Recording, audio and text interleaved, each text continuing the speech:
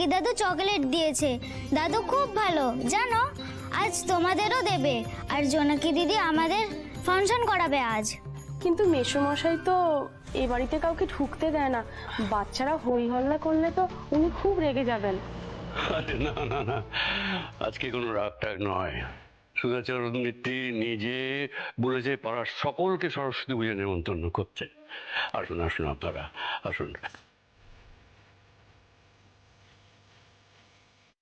আজকে কিন্তু মন খুলে আনন্দ করবেন, আর নিজের মনে করে খাওয়া দাওয়া করবেন, লজ্জা করবেন না কিন্তু একদম। আপনি এমন বদলে গেলেন কি করে মেসোমশাই?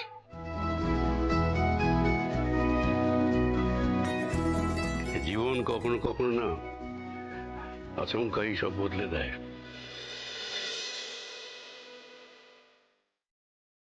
আসলে নিজের লোকেদের কাছে এত আঘাত পেয়েছি, সেই জন্য কাউকে বিশ্বাস করা যায় না।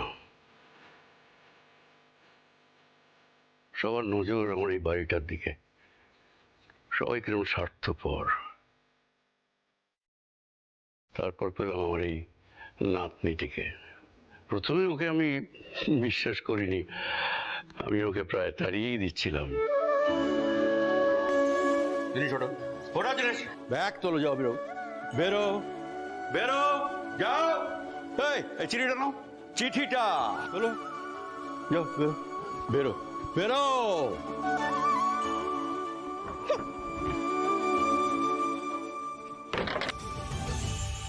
ও আমাকে আস্তে আস্তে শিখিয়েছে স্বার্থ ছাড়াও কেউ আপন হতে পারে, সব মানুষই খারাপ নয়।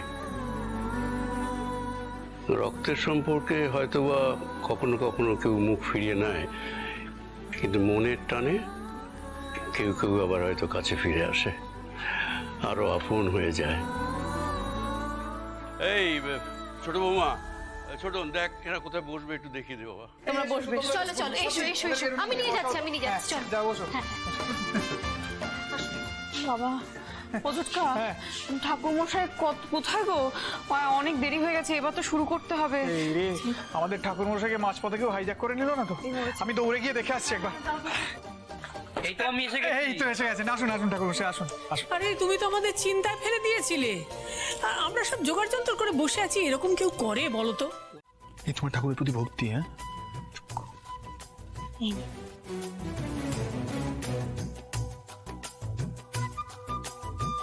বিল্লপত্রাঞ্জলি ওং শ্রী সরস্বত্যৈ।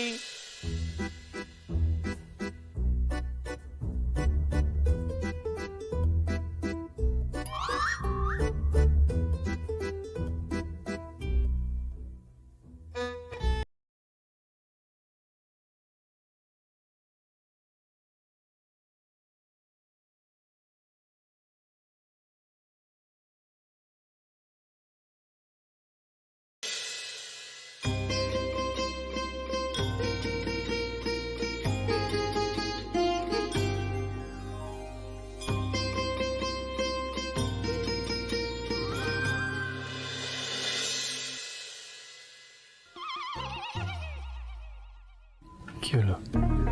পোকার মতো এই দিকে তাকিয়েছো কেন? ওই দিকে তাকাও না। এই তোমার ভক্তি ঠাকুরের প্রতি।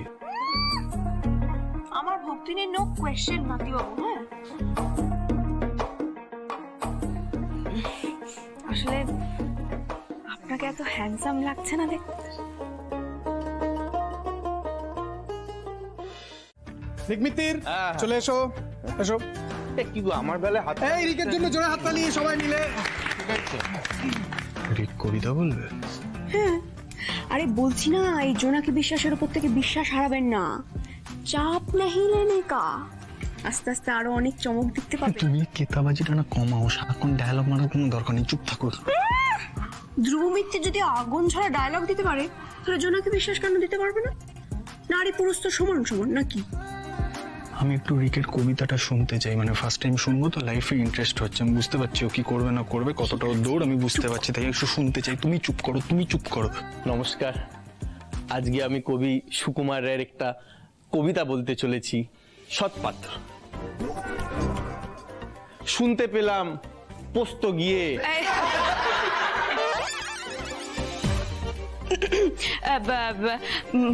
পোস্তা পোস্তা। ও পোস্তা, আচ্ছা আচ্ছা। শুনতে পেলাম পোস্তা গিয়ে তোমার নাকি বিয়ে। এই মেয়ের বিয়ে, মেয়ের বিয়ে, মেয়ের বিয়ে ছিল? মেয়ের বিয়ে, হ্যাঁ। শুনতে পেলাম পোস্তা গিয়ে তোমার নাকি মেয়ের বিয়ে, গঙ্গাধরকে পাত্র পেলে?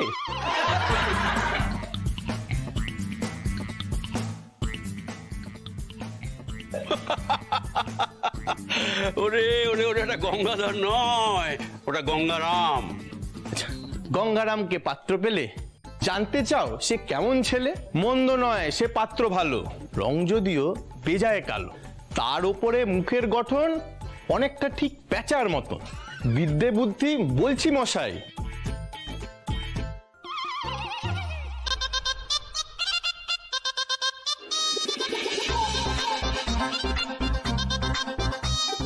ধন্যী ছেলে অধ্যাবসায়।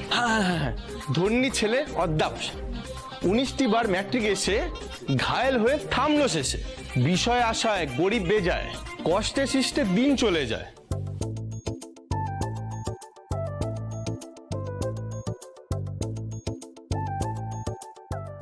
যা হোক এবার পাত্র পেলে, এমন কি আর মন্দ ছেলে?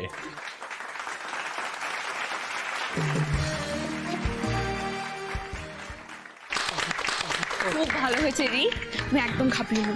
কি এম্বারেসিং মোমেন্ট হয়ে গেল বলো তো? আরে দোষ, এম্বারেসিং কেন হবে? তুমি একটা প্রথমবার বাংলা কবিতা বলছো রিক, খুব ভালো হয়েছে, ফাটাফাটি হয়েছে। শোনো দাদু ভাই,